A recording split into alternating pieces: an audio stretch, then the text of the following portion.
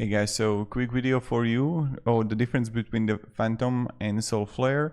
First of all, I want to say that you can't really go wrong with both. Now, they're both about like, this is security powerful Solana wallet.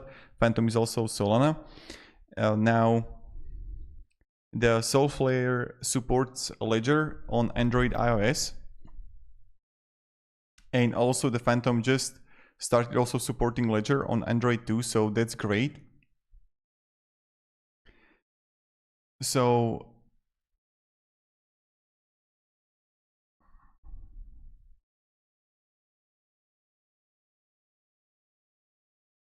now the thing is that Solflare is great if you're going specifically for Solana.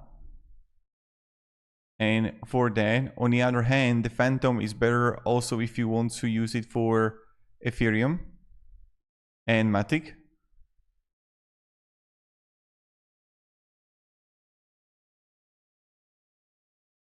And it really depends like which one you like more. So they are both non-custodial, so you hold your own private keys on both.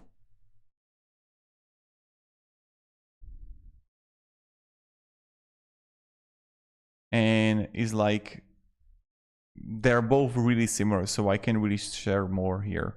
So I hope this video helped you this little bit. And have a great day and goodbye.